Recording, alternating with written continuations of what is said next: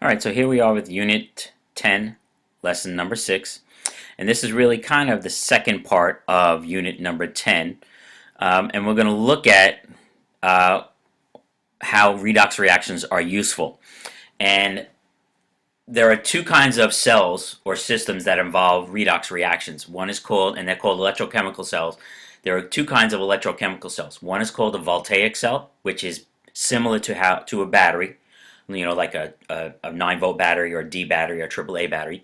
But there are also what we call electrolytic cells. Electrolytic cells are generally used in manufacturing, and we're going to go through that. First, we're just going to quickly, and these similarities really are not going to make sense to you because, well, we haven't talked about them yet, but you do need to fill in the stuff, and we're going to go through the similarities towards the end.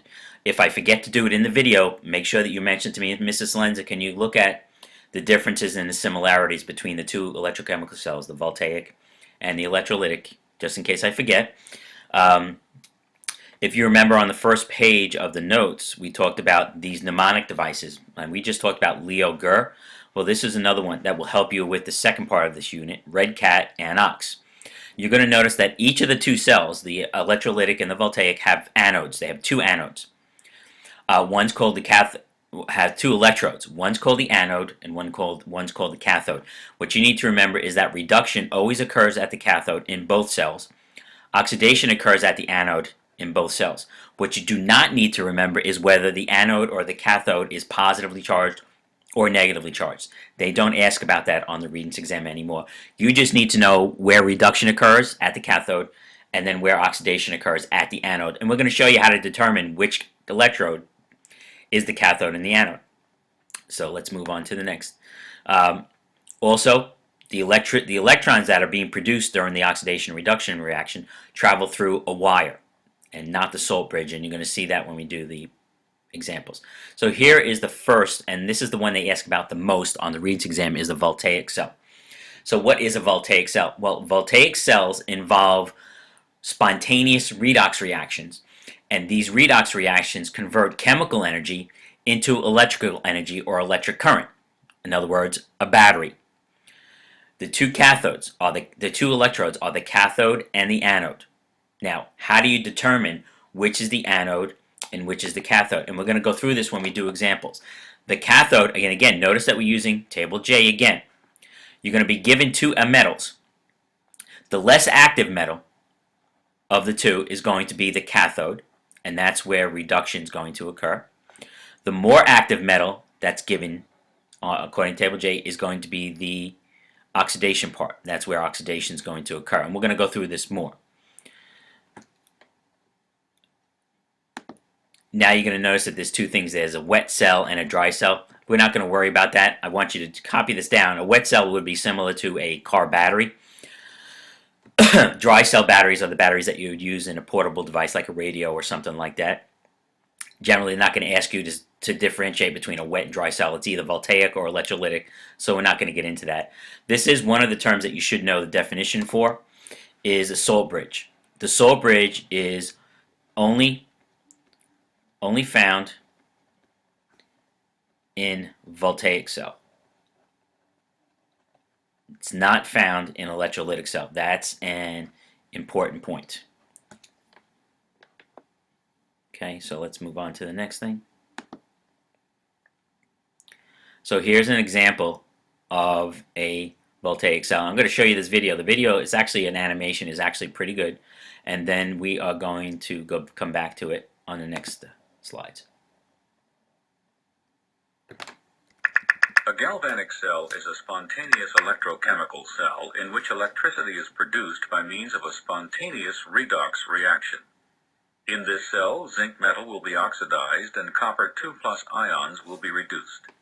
To complete the electric circuit, the solutions must be connected by a conducting medium through which the cations and anions can move.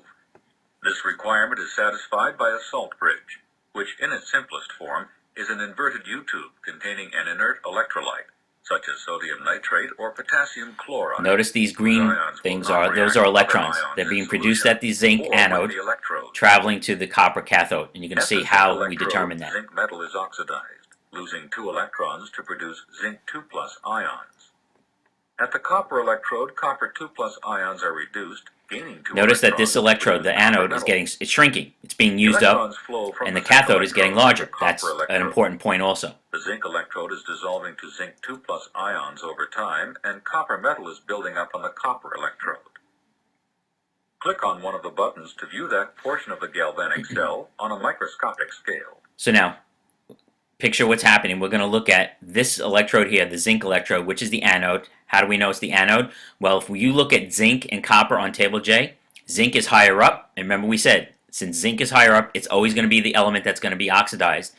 Copper is way down at the bottom. So if you're given two metals, you would be able to tell which is going to be oxidized or reduced based on where they are located on table J. The metal that's higher on table J will always be oxidized.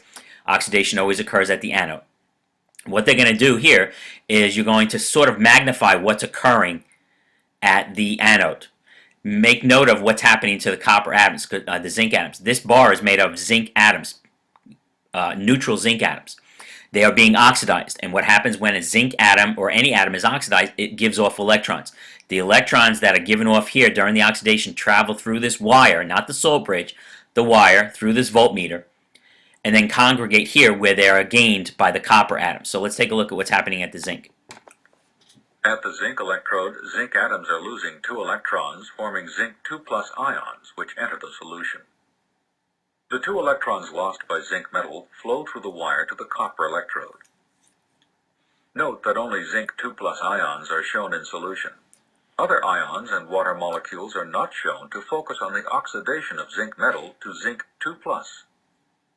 Notice what's happening, that every time one of these neutral zinc atoms loses 2 electrons, the electrons travel up the wire, and the zinc that now lost electrons and is no longer neutral goes into the liquid.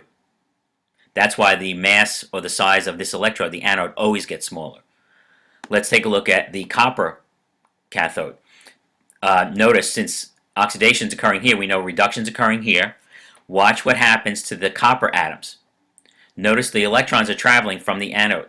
They congregate here, and watch what happens when we do this. Notice the electrons are traveling down that zinc wire. electrode travel to the copper electrode. 2 electrons combine with each copper 2 plus ion in solution to produce copper metal. Note that only copper 2 plus ions are shown in solution. Other ions and water molecules are not shown to focus on the reduction of copper 2 plus to copper metal.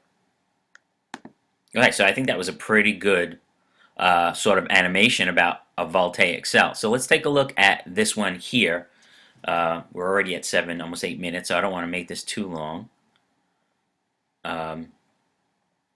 So let's go through this. If you take a look at, actually, you know what, I'm going to end this here, and we're going to do the next one as the next lesson, just so it's not that long.